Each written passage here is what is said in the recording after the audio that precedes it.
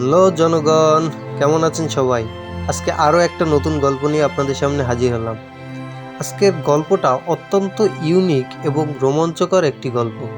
চলুন আর বেশি কথা না বলে গল্পে চলে যাই। একদিনের মধ্যে যদি সবাই ধনী হয়ে যায় তাহলে কি জীবন সুখময় হবে? এই গল্পের মাধ্যমে আমরা সেই প্রশ্নের উত্তর খোঁজার চেষ্টা করব। এক সময়ের সুন্দর আর সুশৃঙ্খল দেশ সোনারপুর। দেশটি তার প্রাকৃতিক সম্পদ এবং সৎ জনগণের জন্য বিখ্যাত ছিল। সেখানকার লোকেরা পরিশ্রমী, শান্তিপ্রিয় এবং সৎভাবে জীবিকা নির্বাহ করত। কিন্তু একদিন সব বদলে গেল। দেশের নতুন শাসক একটি অভিনব সিদ্ধান্ত নিলেন।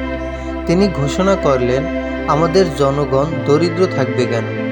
আজ থেকে সবাইকে মিলিয়ন মিলিয়ন টাকা দেওয়া হবে। যে যত টাকা চায় ততই পাবে। সরকারের ছাপাখানায় রাত দিন কাজ করে টাকা ছাপানো শুরু করলো। প্রত্যেক পরিবার ধনী হয়ে উঠল এক নিমেষেই। প্রথম দিকে সবাই বিলাসবহুল জীবনযাপন শুরু করলো। কিন্তু সমস্যা শুরু হলো কয়েকদিনের মধ্যেই। পণ্যের দাম বেড়ে গেল। সবাই ধনী, তাই কোনো পণ্য কেনার জন্য কেউ দামাদামি করল না। দোকানের জিনিসপত্র শেষ হয়ে গেল। একটা রুটির দাম 1000 টাকা হয়ে গেল। কিন্তু কেউ তা তৈরি করতে আগ্রহী হলো না, কারণ সবাই ধনী। কর্মসংস্থান বন্ধ হয়ে গেল। কেউ আর কাজ করতে চাইল না।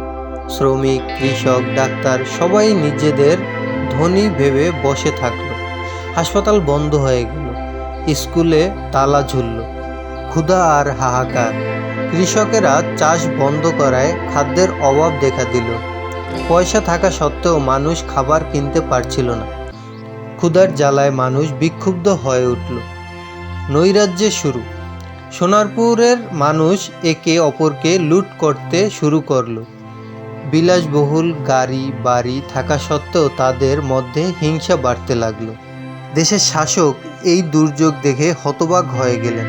তিনি বুঝলেন, টাকা ছাপিয়ে সবাইকে ধনী করা যায় না। সত্যিকারের ধন হলো সৎ পরিশ্রম আর সুশৃঙ্খল জীবন।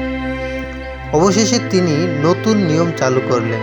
যারা কাজ করবে তারাই তাদের প্রাপ্য টাকা পাবে।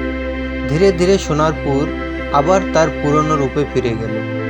শিক্ষণীয় দিক: অতি সম্পদ সুখের মূল নয়। প্রকৃত সুখ আসে সৎ পরিশ্রম, সুশৃঙ্খল জীবন এবং পরস্পরের প্রতি সহযোগিতার মাধ্যমে।